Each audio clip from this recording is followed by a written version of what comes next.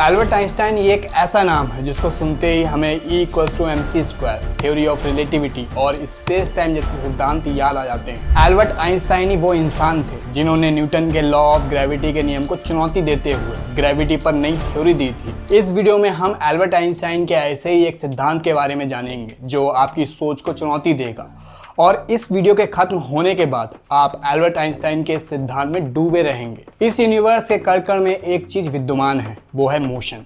Universe में मौजूद कण-कण में मोशन यूनिवर्स के जन्म से ही शुरू हो गया था, लेकिन पृथ्वी पर मौजूद हम इंसानों ने मोशन को बहुत इजी तरीके से करीब 300 साल पहले ही पहचाना है, जब दुनिया ने मोशन के नियमों को एक नए नाम से पहचाना। सर आइजैक न्यूटन के स्पीड के नियमों ने इस दुनिया को समझने का एक नया तरीका दिखाया। न्यूटन ने बताया कि कोई भी चीज स्टेबल या मोशन की कंडीशन में तब तक रह सकती है जब तक उस चीज पर कोई बाहरी बल ना लगाया जाए।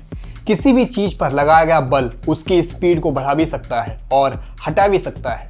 लोगों ने स्पीड को तो समझा, लेकिन अब एक समस्या सामने आई कि इस स्पीड का निर्धारण कैसे किया जाए। जैसे कि आप रेलवे प्लेटफॉर्म पर बैठे हो और आपका एक दोस्त एक ट्रेन में बैठा है और वो ट्रेन 60 किलोमीटर प्रति घंटा की रफ्तार से आपके सामने से गुजरती है। जैसे ही ट्रेन आपके सामने से गुजरी तो आपने नोटिस किया कि आपका दोस्त भी उस ट्रेन के साथ साथ 60 किलोमीटर प्रति घंटा की स्पीड से जा रहा है। ठीक उसी समय ट्रेन में बैठा आपका दोस्त नोटिस करता है कि ट्रेन में दूसरे लोग भी बैठे हैं और वो स्टेबल है, मतलब ट्रेन में मौजूद सभी लोगों की स्पीड। ये वो प्रॉब्लम थी कि ट्रेन की स्पीड का मान किसके अनुमान पर डिसाइड किया जाए, ट्रेन में बैठे लोगों के अनुमान पर या फिर प्लेटफॉर्म पर मौजूद लोगों के अनुमान पर। लेकिन जब आप ध्यान से देखेंगे तो दोनों ही अपनी अपनी जगह पर सही हैं। किसी भी चीज़ की स्पीड का मान इस बात पर निर्भर करता है कि उसका अनुमान स्टेबल होकर लगाया जा रहा है या फिर स्पीड में होकर। इसका निष्कर्ष ये था कि स्पीड एब्सोल्यूट नहीं बल्कि रिलेटिबल है। अगर आसान भाषा में कहें तो स्पीड का निर्धारण इस बात पर निर्भर करता है कि वो किसके रिलेटिव है। जैसे पृथ्वी अपनी धुरी पर घूम रही है, लेकिन हमें महसूस होता है कि पृथ्वी स्टेबल है और हम भी स्टेबल रहें, लेकिन स्पेस से देखने पर पृथ्वी हमें घूमती हुई नजर आएगी। पृथ्वी से सन हमें स्टेबल लगता है, लेकिन अगर आकाशगंगा की नज़र में देखा जाए तो सन मिल्की वे गैलेक्सी की परिक्रमा कर रहा है। कई सदियों बाद भौतिक विज्ञान में रिलेटिविटी का पहला सिद्धांत दिया गया। स्टेबल या एक समान मोशन की कंडीशन में फिजिक्स के नियम नहीं बदलेंगे। जैसे आसान भाषा में कहें तो इस प्लेटफॉर्म पर बैठे आप अगर फिजिक्स का कोई एक्सपेरिमेंट कर रहे हो और उसी एक्सपेरिमेंट को मोशनेबल ट्रेन में बैठा आपका दोस्त भी कर रहा है, तो दोनों के परिणाम समान होंगे। न्यूटन के टाइम से चले आ रहे इस क्लासिकल थ्योरी ऑफ रिलेटिविटी नाम के सिद्धांत को 19वीं सदी में आकर चुनौती मिली। जब मैक्सवेल नाम के वैज्ञानिक सिद्धांतों पर एक्सपेरिमेंट किया गया तो पाया गया कि यूनिवर्स में एक ऐसा भी मोशन मौजूद है जो किसी के रिलेटिव नहीं होता बल्कि एब्सोल्यूट है, और उसका मास स्टेबल है। वो है लाइट की स्पीड, जिसका मान 3 लाख किलोमीटर प्रति सेकंड है।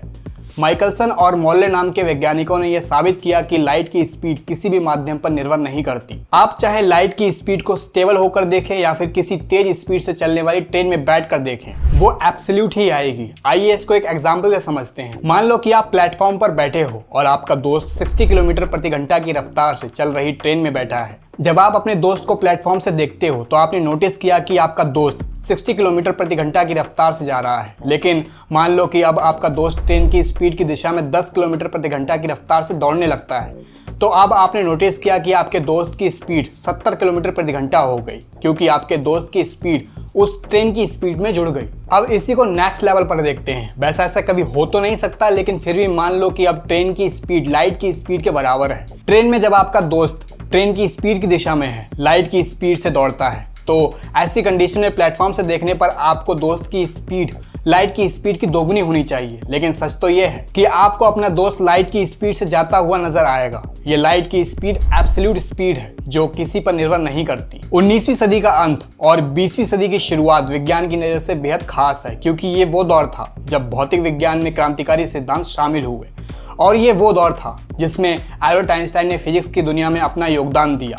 लाइट की स्पीड ने एल्बर्ट आइंस्टाइन के दिमाग में हलचल मचा दी। एल्बर्ट आइंस्टाइन एक ऐसे इंसान थे जिनकी अवधारणाएं कल्पनाओं में जन्म लेती थी और मैथ्स के समीकरण द्वारा साबित होती थी, जिन पर बाद में वैज्ञानिक एक्सपेरिमेंट करते थे तो उन्हें सही पाते थे। वो कहते हैं ना कि जिसकी सोच बड़ी होती है तो उसके द्वारा किए गए काम भी बड़े होते हैं। ऐसी बड़ी सोच वाले इंसान थे एल्बर्ट आइंस्टाइन।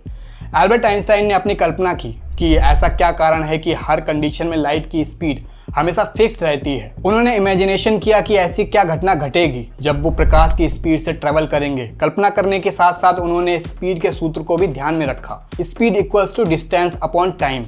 उन्होंने अपनी कल्पना में पाया कि किसी भी चीज की स्पीड दूरी और समय के अनुपात पर निर्भर करती है।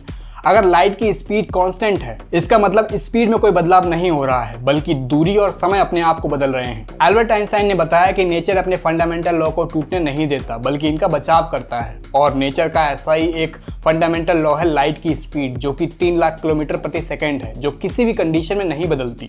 और नेचर अपने फंडामेंटल लॉ यानी लाइट की स्पीड को एक समान रखने के लिए स्पेस और टाइम को ही बदल देता है। और एल्बर्ट आइंस्टाइन का यह कॉन्सेप्ट फिजिक्स की दुनिया में तहलका मचाने के लिए तैयार था। चलिए आइंस्टाइन के स्पेस और टाइम के कॉन्सेप्ट को आसान भाषा में समझने की कोशिश करते हैं। इसके लिए हम अपने पुराने एग्जाम्पल को फिर से देखते हैं। ये तो आपको मालूम ही हो चुका है कि आपका दोस्त जो लाइट की स्पीड से चलने वाली ट्रेन में बैठा है, उसके पास एक घड़ी है और आप प्लेटफॉर्म पर बैठे हो और आपके पास भी एक घड़ी है। जब आपका दोस्त ट्रेन में बैठा, उस समय आपकी घड़ी का समय और आपके दोस्त की घड़ी का समय एक समान है। अब आप प्लेटफॉर्म पर खड़े होकर उस लाइट की स्पीड से चलने वाली ट्रेन को देख रहे हो जिसमें आपका दोस्त बैठा है। आपने देखा कि जो लाइट की स्पीड से चलने वाली ट्रेन थी, उसकी लंबाई बहुत कम हो गई है और ट्रेन में आपके दोस्त के पास जो घड़ी मौजूद है, उसका टाइम आपके घड़ी के टाइम की अपेक्षा बहुत धीमी रफ्तार से चल रहा है। इसका कारण है नेचर अपने फंडामेंटल लॉ को टूटने से बचा रहा है। इस वजह से ट्रेन की स्पीड लाइट की स्पीड के बराबर रखने के लिए स्पेस और टाइम दोनों ही बदल गए, यानी ट्रेन की लंबाई और ट्रेन में मौजूद घड़ी का टाइम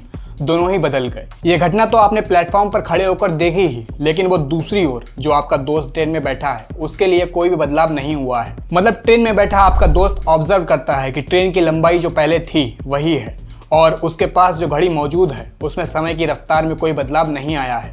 मतलब आप प्लेटफॉर्म से देख रहे हो कि आपका दोस्त जिस ट्रेन में बैठा है उसकी लंबाई भी कम हो गई है और समय भी धीमा हो गया है, लेकिन आपके दोस्त के नज़रिए से सब कुछ नॉर्मल चल रहा है, लेकिन आप दोनों ही अपनी अपनी जगह पर सही हो। ये सब कुछ तो नेचर का कमाल है जिसने दोनों के नज़रिए को बदल दिया। लेकिन जब 1 हफ्ते के सफ़र के बाद आपका दोस्त उस ट्रेन से बाहर निकलेगा तो वो इस दुनिया में बहुत बड़ा बदलाव देखेगा। वो देखेगा कि उसके पास जो घड़ी थी उसके अनुसार अभी 1 हफ्ता ही हुआ है, लेकिन आपकी घड़ी के अनुसार पृथ्वी पर सालों बीत चुके हैं, क्योंकि आपकी घड़ी के मुकाबले आपके दोस्त की घड़ी धीमी चल रही थी। और आपका दोस्त आपको देखेगा कि आप पहले से बूढ़े हो चुके हो, लेकिन उसकी उम्र पर कोई फर्क नहीं पड़ा है। इसी को आप अपने दोस्त के लिए भविष्य की दुनिया बोल सकते हो, जिसमें वो 1 हफ्ते के सफर के बाद पहुंच तो गया, लेकिन अब वो भविष्य के उस दौर से वापस नहीं लौट सकता। एल्बर्ट आइंस्टाइन की स्पेस और टाइम की इसी कल्पना ने एक क्रांतिकारी कॉन्सेप्ट यानी टाइम ट्रेवल जैसी अवधारणा को जन्म दिया। इससे पहले लोगों का ये मानना था कि यूनिवर्स में हर एक जगह पर समय की रफ्तार एक समान है, लेकिन आइंस्टाइन ने बताया कि यूनिवर्स में हर एक जगह समय और स्पेस अपने आप को कंडीशन के अनुसार बदलते रहते हैं।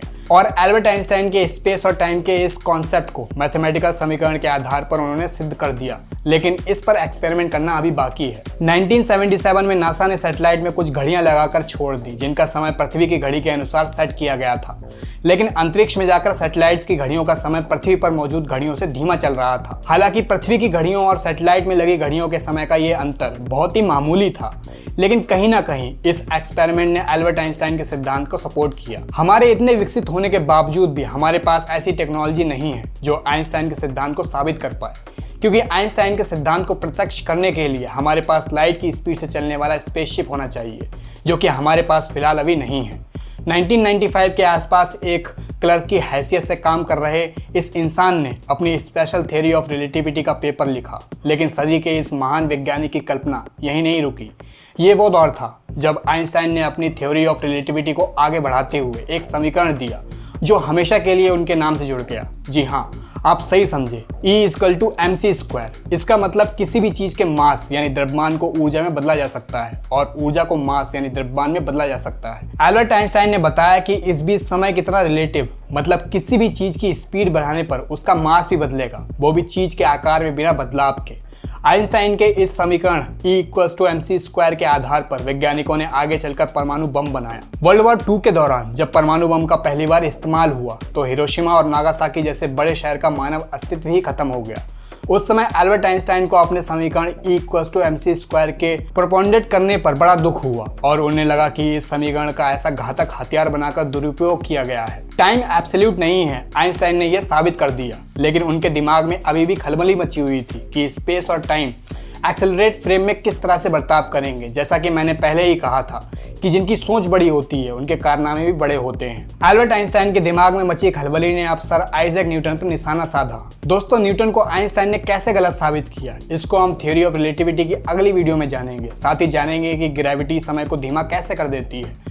अगर आप चाहते हो कि अगली वीडियो जल्दी आए तो इस वीडियो को लाइक कीजिए और मुझे कमेंट में बताएं कि ये वीडियो आपको कैसी लगी, क्योंकि आपके लाइक और कमेंट से मैं ये अनुमान लगा पाऊंगा कि इसके अगले पार्ट पर मुझे काम करना चाहिए या नहीं। और हाँ, अगली वीडियो देखने के लिए चैनल को सब्सक्राइब करने के साथ साथ बेल आइकन भी जरूर दबाएं ताकि अगली वीडियो की नोटिफिकेशन आपको टाइम से मिल सके। मिलते हैं अपनी अगली वीडियो में।